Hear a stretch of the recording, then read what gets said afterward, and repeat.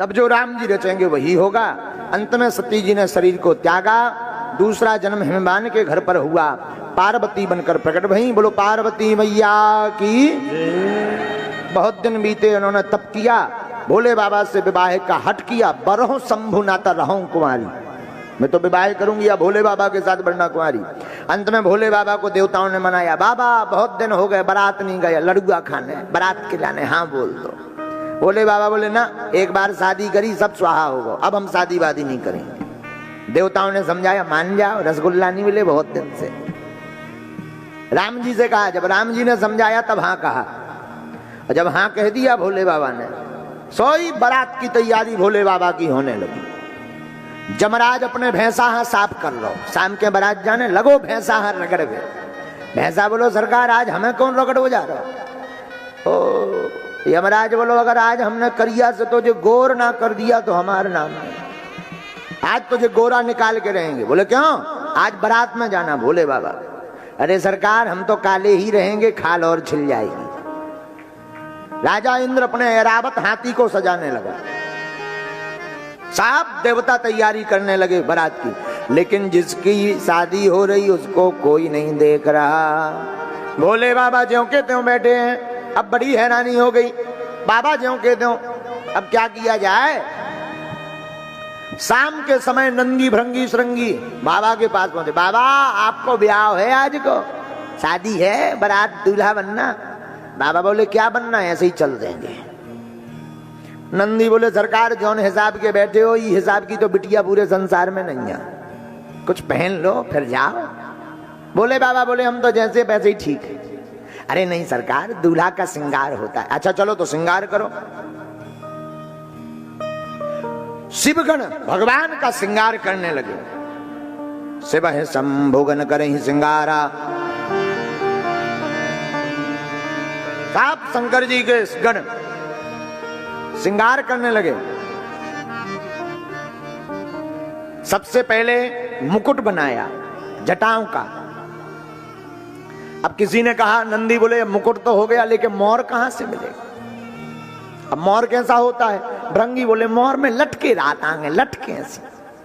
अब कैलाश पर्वत में मोर कहां से आएगा। तो नंदी बोले चिंता मत करो। नंदी भागते भागते गए, 20-25 छोटे छोटे पतरे पतरे सांप पकड़ ले आए। सांपन को मुंह बांधो, मुंह बांध के जटाओं में मुंह फंसा दिया, पूंछ सामने लटका दी, लो मोर तैयार हो गया।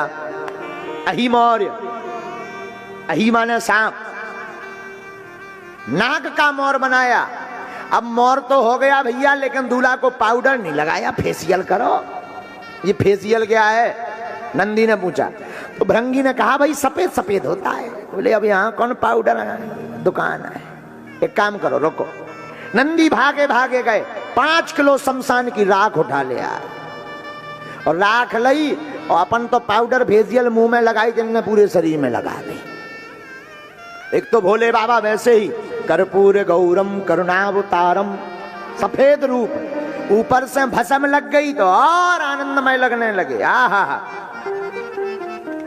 कानों में कुंडल पहना दिया। कानों में कुंडल काहे का, नाग का, छोटे छोटे पतरे पतरे नाग दोनों तरफ लटका दिए, एक एक साइज के। आहा, गजब हो गया। कहा बाबा खड़े हो जाओ, शेरवानी पहन लो। बाबा बोले ये सब हमारी बस की नहीं है सरकार, बिना कछू पहने जाओगे दुनिया न जाने क्या क्या कहेगी। देखो भाई हम और सब पहनने वाले, तो क्या करें। जिस मृग छाला पर बाबा बैठे थे उसी को लपेट दिया, यही पहन लो। हाँ ये ठीक है, लेकिन मृग छाला में कौन बटन है कि वो बंध जाए कमर में। मृग छाला जैसे ही लगाई सोई खिसक गई। अब क्या किया जाए। कहा कि एक गण की ड्यूटी लगाई जाए, वो पकड़े रहा है।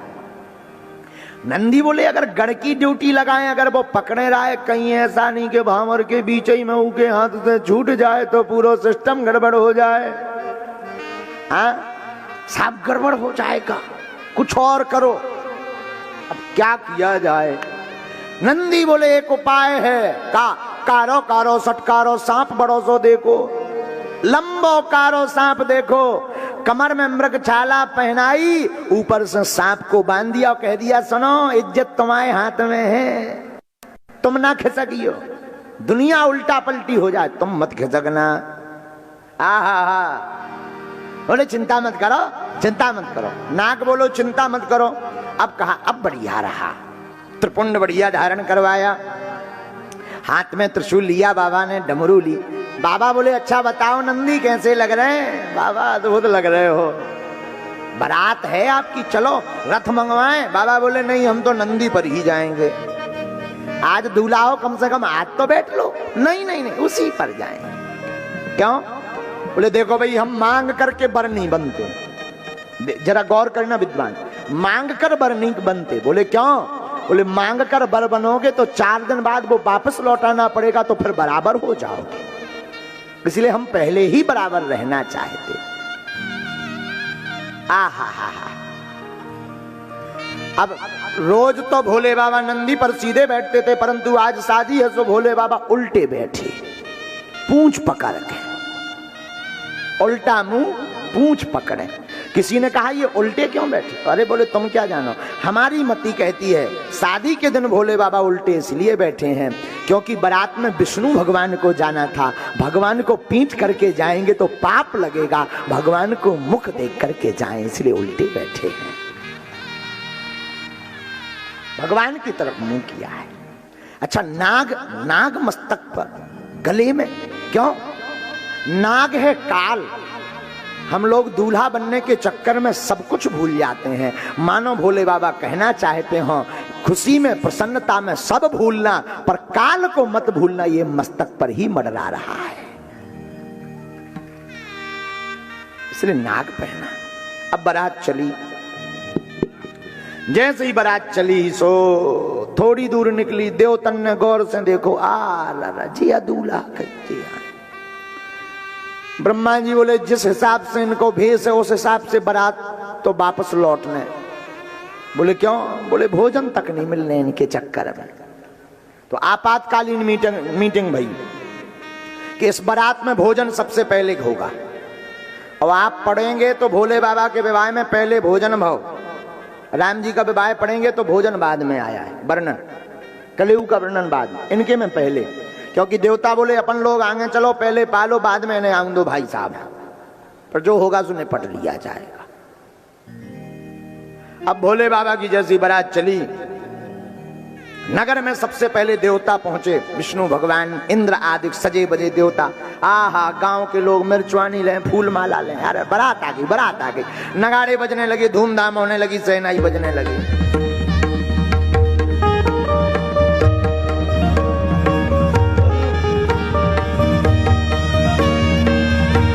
ढोल नगाड़े बजने लगे, बारात का स्वागत हुआ, फूल माला पहनाई, तिलक लगाया। किसी ने कहा दूल्हा तो बड़ा सुंदर है, विष्णु भगवान की तरफ देख के।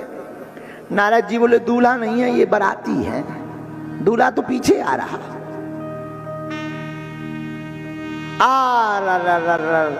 तो एक व्यक्ति बोला जब बाराती इतने सुंदर है तो दूल्हा कितना सुंदर नहीं होगा।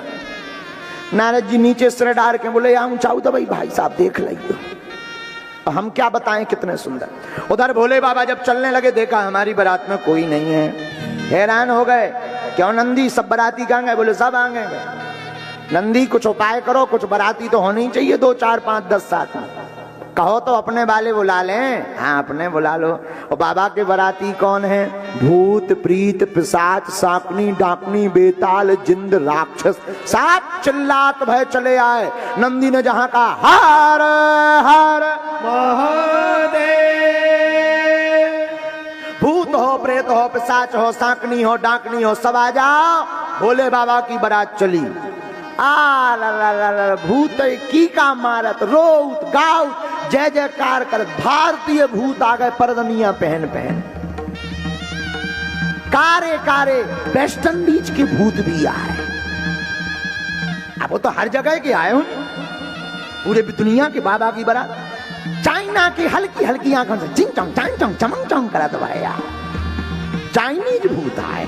आओ आओ, चाइना के आए, वेस्ट इंडीज के करिया करिया, अमेरिका के लंबे लंबे टाई पहरे आए,